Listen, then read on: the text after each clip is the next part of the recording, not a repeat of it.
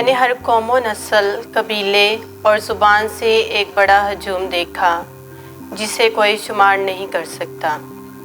ہمارے لیے آج کی پہلی تلاوت مکاشفہ کی کتاب 7 باب 2 سے 4، 9 سے 14 آیات۔ ایک دن میں یوحنا نے ایک اور فرشتے کو مشرق کی طرف سے اوپر آتے دیکھا۔ اس کے پاس زندہ خدا کی مہر تھی، اور اس نے ان 4 فرشتوں سے جنہیں یہ دیا گیا تھا کہ زمین اور سمندر کو نقصان پہنچائیں، بلند آواز سے پکار کر کہا کہ جب تک ہم اپنے خدا کے بندوں کی پیشانی پر مہر نہ کر لیں، تم زمین اور سمندر اور درختوں کو نقصان نہ پہنچانا۔ اور میں نے ان کا شمار جن پر مہریں کی گئی تھیں سنا کہ بنی اسرائیل کے سب قبیلوں میں سے 1,44,000 پر مہریں کی گئیں۔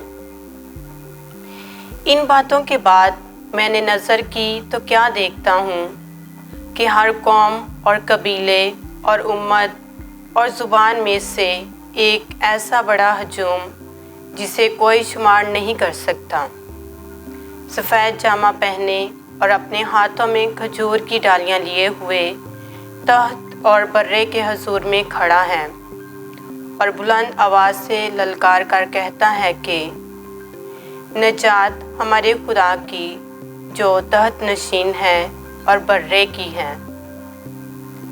اور سب فرشتے اس تخت اور ان بزرگوں اور ان 4 جانداروں کے ارد گرد کھڑے ہیں۔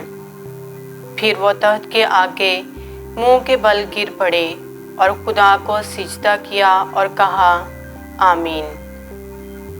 برکت اور تمجید اور حکمت اور شکر اور عزت اور قدرت اور قوت عبدالآباد تک ہمارے خدا کو حاصل ہے، آمین۔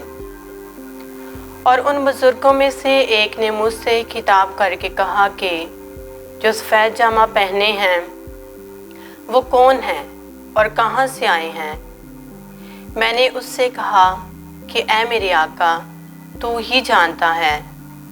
تو اس نے مجھ سے کہا کہ یہ وہ ہیں جو بڑی اذیت سے نکل کر آئے ہیں اور جنہوں نے اپنے جاموں کو برے کے خون میں دھویا ہے اور انہیں سفید کیا ہے۔